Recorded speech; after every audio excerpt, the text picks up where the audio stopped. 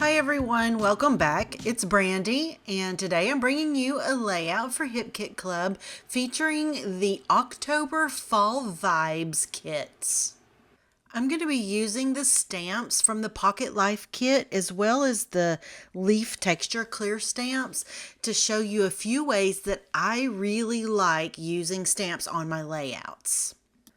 I'm going to start with a leaf stamp, and I'm going to ink it up really well with some StazOn, and that is a solvent ink, which means it's not water reactive, so it's going to bond with the paper. That way my ink won't bleed when I get ready to color them in. I grabbed a piece of styrofoam that was just a part of some packaging that came with a product that I had ordered recently. And I put that underneath the piece of paper that I'm stamping on just to provide a cushion that's going to allow me to have a really clear, crisp impression of the stamp. A piece of craft foam works well for this too. Now I've grabbed a piece of vellum and I'm going to repeat the process. This part was a bit of an experiment because I had never done this before. So I wasn't really sure how it was going to turn out, but I actually love the way it ended up. The final results are so cool to me. I'm going to color these images in with the Lindy's Magicals that came in the color kit this month. The colors are Summer Lovin' Sun, Andrea's Azalea, and Cape Cod Coral.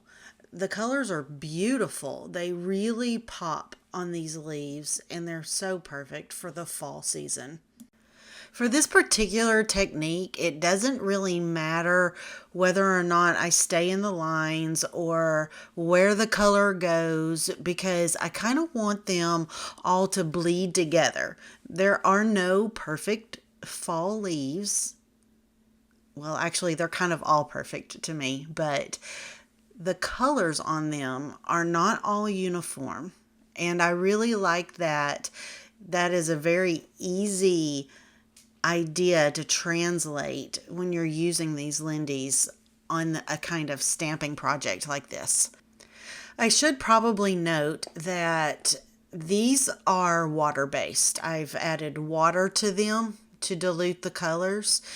Now, if I had used an alcohol marker or an alcohol ink, the StazOn would probably smudge. Now I'm adding the color to the vellum, and if any of you guys have ever worked with vellum, you're probably well aware that when you get it wet, it wrinkles a lot. It actually acts a little bit differently than paper does, your regular normal paper. It doesn't just warp a little bit. It gets really wrinkledy and curly, and I love that about it. So here I'm cutting out all of the little pieces, and I'm not going to show you everything, but the result is so fun because once you've gotten the paper and the vellum wet and then it dries, they're really crisp and they have a texture very much like you would expect an actual leaf to have once it has turned colors and fallen off of the trees. This is the Little Village dies that are exclusive to Hip Kit Club, and I think they might be my favorite set of dies ever. I absolutely adore them. You saw me just then cut out a little piece of the patterned paper that I'm going to add to the border, and now I'm bringing in these white letters, and I want to change them up just a little bit to match my layout a little more. So I decided that I wanted to emboss them, and it actually worked out really well. I'm very happy with the results. I just used the Distress Embossing Dauber from Ranger and inked them up really well with that clear embossing ink and loaded them up with the embossing powder and just heat set them. I did take care to make sure that I didn't hold the heat on the letters for too long. I got it just to the point where the embossing powder had melted to the letters, and then I moved on. And now it's time to start building my page. So I brought back in the die cut houses, and I'm supplementing those with the houses from the wood veneer pack. And I believe that that's from the embellishment kit. I'm also adding some of the cardstock die cut pieces from the main kit. I had to use that tree. It's absolutely precious. And I love that it's pink. It's adorable. I just love it. So I don't often scrapbook photos of just myself.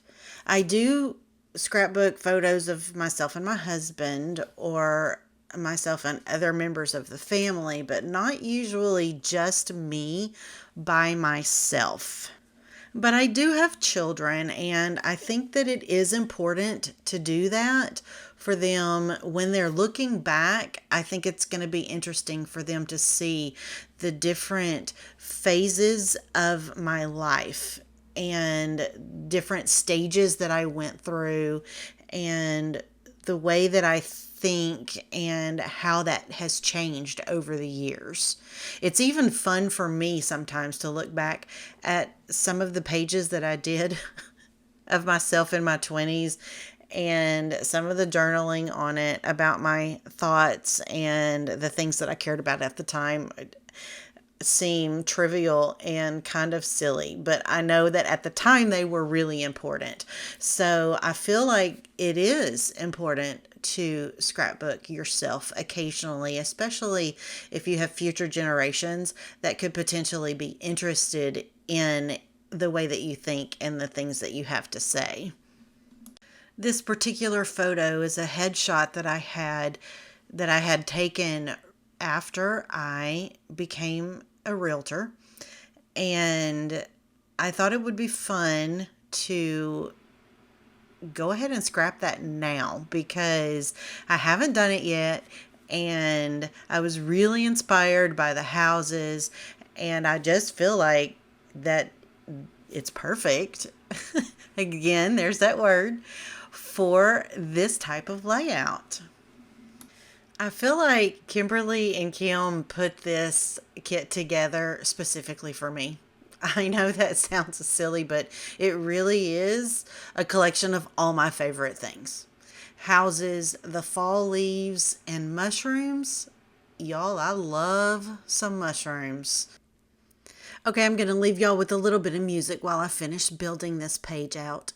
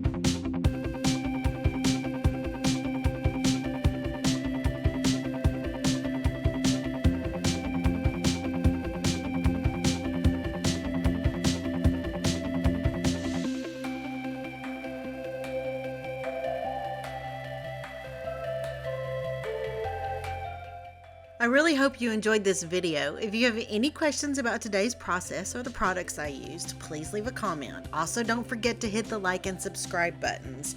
And be sure to check us out on Facebook and Instagram for tons of inspiration. Thanks again, everyone. I hope y'all have a lovely, crafty day. Bye-bye.